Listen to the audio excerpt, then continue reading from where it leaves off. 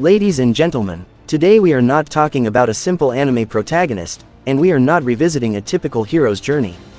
We are standing before the story of Eren Yeager, a boy who began with nothing more than a dream of freedom and ended as the force that reshaped the entire world of Japanese anime. When we first meet Eren in Attack on Titan, he is loud, emotional, and painfully human. He is a child staring up at massive walls, fists clenched, heart burning with one simple desire: to be free. In classic Japanese anime fashion, this dream feels pure and relatable. Who hasn't wanted to break past limits imposed by fear, authority, or circumstance? The animation reinforces this innocence: bright skies, wide eyes, and explosive emotion. Eren is not special yet. He is just a boy reacting to a cruel world. Eren Yeager begins his story as one of the most emotionally relatable characters in Japanese anime, a boy driven not by destiny or prophecy, but by a simple, almost childish dream. He wants freedom. In the early episodes of Attack on Titan, Eren is loud, impulsive, and painfully honest. His emotions explode out of him without filter, which is a classic anime trait used to make protagonists feel human rather than heroic. He is not calm, wise, or strategic. He is angry at the world, frustrated by limits, and obsessed with the idea that life behind walls is not truly living. The animation reflects this innocence through expressive eyes, exaggerated reactions, and fast, restless movements. Eren feels like energy without direction, a spark waiting to ignite. At this stage, Eren is not violent for power or dominance. His anger is reactive, not calculated. He hates the Titans because they represent everything that cages him: fear, helplessness, and stolen choice.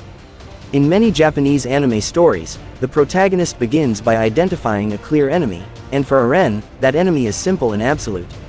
Titans are monsters. Humanity is the victim. Freedom lies beyond the walls. This black and white worldview is essential to understanding who Eren is at the beginning. He believes that if the monsters are destroyed, the world will make sense again. The turning point comes not just with the fall of the wall, but with the emotional shattering that follows. The loss of his mother is animated with brutal honesty. Time slows, sound distorts, and Eren's face freezes in disbelief. This moment doesn't just traumatize him, it hardens him. In anime storytelling, trauma often becomes the forge that reshapes a character's identity, and for Eren, this is where the innocent dreamer begins to fracture. His desire for freedom is no longer just curiosity, it becomes obsession. The animation grows harsher, the colors darker, the music heavier. The boy who once dreamed of the outside world now swears to destroy it if that's what freedom demands. As Eren enters military training and combat, his mindset shifts from emotional outrage to relentless determination. He is still impulsive, still reckless, but something darker is forming beneath the surface. Japanese anime frequently portrays growth as a loss of softness, and Eren's evolution follows this path. His expressions become sharper, his words more extreme, and his patience thinner. He begins to define himself entirely through conflict. To fight is to exist. To hesitate is to be weak.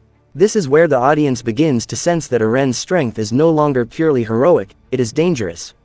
What makes this transformation so compelling is that it feels earned. Eren does not wake up as a villain. He is shaped step by fear, loss, and a world that offers him no safe answers. His early dream of freedom is still alive, but it has mutated. Freedom is no longer about exploration or wonder, it is about domination over anything that threatens him. In anime terms, this is the moment when a protagonist starts walking the line between savior and destroyer, even if neither he nor the audience fully realizes it yet. By the time Eren becomes a relentless force, the innocence is gone, but the core desire remains unchanged. He still wants freedom more than anything else. The tragedy is that the world teaches him the wrong language to achieve it. Instead of curiosity, he learns violence. Instead of hope, he learns certainty. The boy who once dreamed under open skies becomes someone who believes the world must burn for that dream to survive. And that transformation, from innocent dreamer to unstoppable force, is what makes Eren Yeager one of the most haunting character evolutions in Japanese anime history. As Eren Yeager grows older, the story begins to strip away the illusion that the world is divided into heroes and monsters.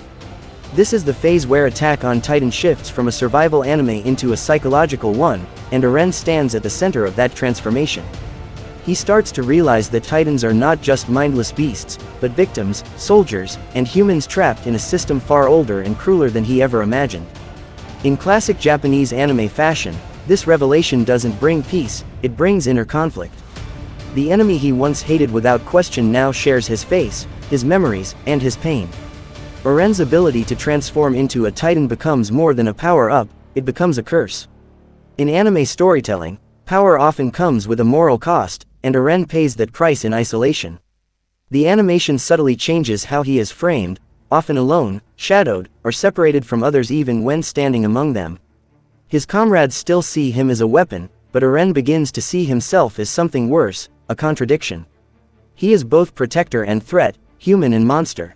This internal split pushes him further away from emotional clarity and closer to emotional numbness. As secrets about the world emerge, about the walls, about history, about Marley, Eren's worldview collapses. The simple logic of, kill the enemy and be free, no longer works. The world is not cruel because of titans alone, it is cruel because humans choose fear over understanding. This realization hits Eren differently than it would most anime protagonists. Instead of searching for reconciliation or hope, he becomes increasingly silent. In anime, silence often signals danger, and Eren's quiet moments are louder than his earlier rage. His eyes lose their fiery innocence and gain a cold, distant focus, as if he is already standing in a future no one else can see. What makes this stage so powerful is how relatable it feels. Many anime fans connect deeply with characters who realize that the world is unfair not because of monsters, but because of systems. Eren understands that no matter how hard he fights, someone will always be trapped behind another wall, political, racial, or ideological. This awareness begins to crush him. Freedom, once a universal dream, starts to feel exclusive. Someone must lose for someone else to live freely. That thought becomes the seed of everything that follows. Eren's relationships begin to change in subtle but painful ways. He distances himself from Mikasa and Armin, not because he stops caring, but because caring becomes a weakness in a world ruled by inevitability. Japanese anime often explores the idea that love can both save and destroy, and for Eren, love becomes something he believes he must sacrifice. He starts to act cold, even cruel, masking his fear and sorrow behind harsh words. This emotional self-destruction is animated with restraint, less dramatic music, longer pauses, and heavier atmosphere, making it feel real rather than theatrical. The weight of future memories and inherited wills pushes Eren into a mindset where choice feels like illusion. He begins to question whether he is acting freely or simply following a path already written. This is one of the most unsettling themes in anime, the idea that destiny can masquerade as freedom. Eren doesn't reject this paradox, he embraces it. If the future is inevitable, then he will become the one who carries its burden. He stops asking whether his actions are right and starts asking whether they are necessary. By this point, Eren Yeager is no longer a boy chasing freedom. He is someone who believes freedom demands sacrifice on an unimaginable scale. The world has not just betrayed his innocence, it has taught him that cruelty is the price of certainty. And in accepting that lesson, Eren steps closer to becoming something far more terrifying than the monsters he once swore to destroy. As Eren Yeager steps into the next phase of his journey, he transforms from a conflicted soldier into a calculated force of destiny. This is where Attack on Titan fully embraces its darkest anime philosophy. When someone sees the entire future, morality becomes blurred. Eren is no longer reacting to the world, he is moving ahead of it. His expressions grow calmer, his voice quieter, and his actions more deliberate.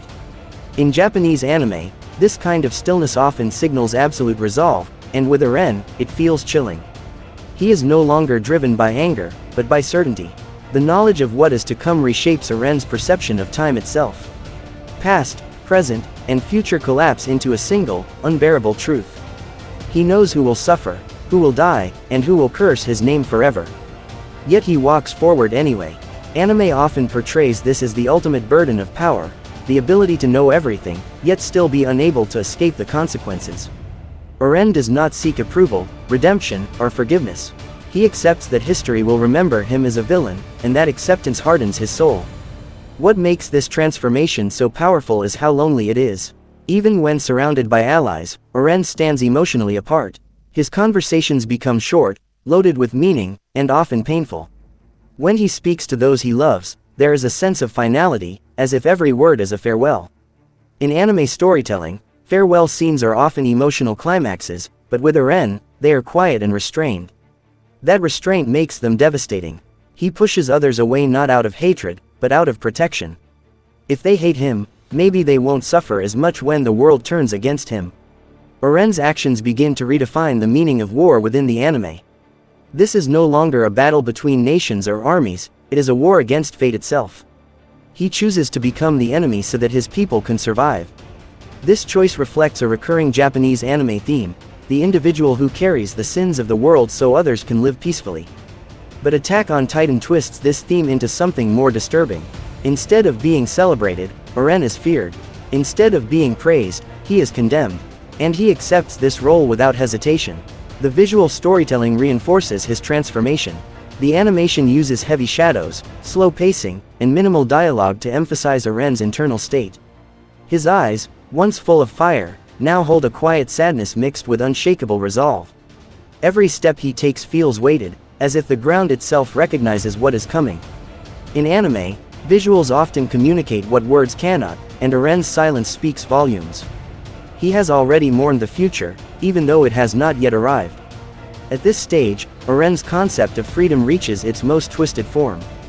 Freedom is no longer about choice, it is about ending the cycle of suffering once and for all. He believes that if the world must be destroyed to achieve that, then destruction becomes justified.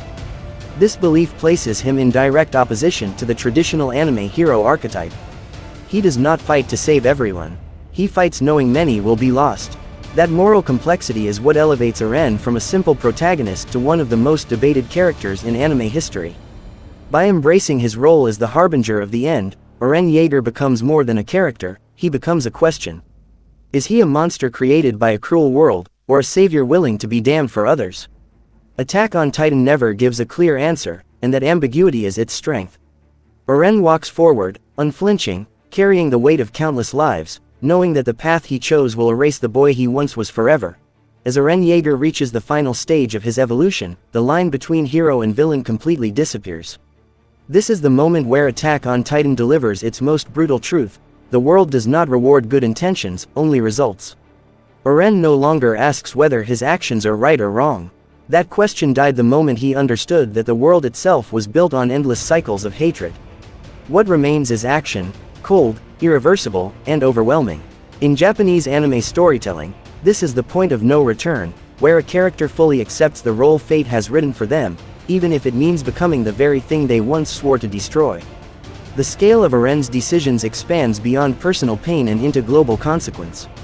Entire civilizations tremble because of one person's resolve. This is where the anime shifts from personal tragedy to philosophical horror. Eren is no longer just fighting enemies, he is rewriting history through fear. The rumbling is not shown as a triumphant power-up, but as a terrifying force of nature. The ground shakes, the sky darkens, and humanity feels small and fragile. Anime often glorifies power, but Attack on Titan does the opposite: it makes power feel heavy, tragic, and horrifying. What makes this stage so emotionally devastating is Eren's awareness. He knows the cost. He knows the screams, the destruction, the innocent lives crushed beneath his decision. And yet, he moves forward. In many anime, characters act without fully understanding the consequences. Eren understands them completely, and still chooses this path. That choice transforms him into a symbol rather than a person. To some, he becomes a demon. To others, a necessary evil. But to himself, he is simply someone who kept moving forward because stopping would mean accepting a world where his people are erased. The relationships Eren once cherished now stand in direct opposition to him. Friends become enemies, and love turns into heartbreak. This clash is one of the most painful aspects of the story. Anime often uses friendship as the ultimate source of strength, but here, friendship becomes the final obstacle. Those who once fought beside Eren now fight to stop him. Their battles are not just physical, they are emotional confrontations filled with regret, memories, and unspoken apologies. Every strike feels like betrayal, yet every hesitation proves that love still exists beneath the conflict. Visually, the anime reinforces this tragedy with haunting imagery. Eren's towering form against burning skies, his shadow covering the land, and the silence that follows destruction all serve to emphasize the loneliness of his choice. There is no celebration, no victory music, only dread. This visual language tells the audience that even if Eren achieves his goal, he has already lost something irreplaceable: his humanity. In Japanese anime culture, losing one's humanity is often portrayed as the greatest tragedy of all. At this final stage, Eren Yeager embodies the ultimate paradox of freedom. He sought freedom his entire life, yet becomes a prisoner of his own decision. He cannot turn back, cannot change course, and cannot be forgiven, not because others won't forgive him, but because he won't allow himself to be forgiven. He believes someone must bear the weight of the world's hatred, and he chooses himself. This self-sacrifice is not noble in a traditional sense, it is cruel, heavy, and deeply unsettling. Eren is no longer asking the audience to agree with him. He is asking them to understand him. Attack on Titan does not demand that we justify his actions, it challenges us to confront the reality that sometimes, the world creates monsters not through evil hearts, but through impossible choices. And in that final transformation, Eren Yeager stands as one of the most complex, tragic, and unforgettable figures in Japanese anime history, a boy who chased freedom so relentlessly that he became the end of the world itself. In the end, Eren Yeager's story is not about winning or losing, good or evil, hero or villain. It is about consequence. It is about what happens when a child who dreams of freedom grows up in a world that only understands violence. Attack on Titan forces us to sit with discomfort, to accept that some choices cannot be undone and some truths do not come with peace. Eren's journey shows us that freedom pursued without limits can become a cage just as cruel as the walls he once hated. Through Eren, the anime delivers its most painful message: hatred does not disappear when one side is destroyed, it simply changes shape. Every step Eren takes forward is built on sacrifice, and every sacrifice leaves scars that history will never forget.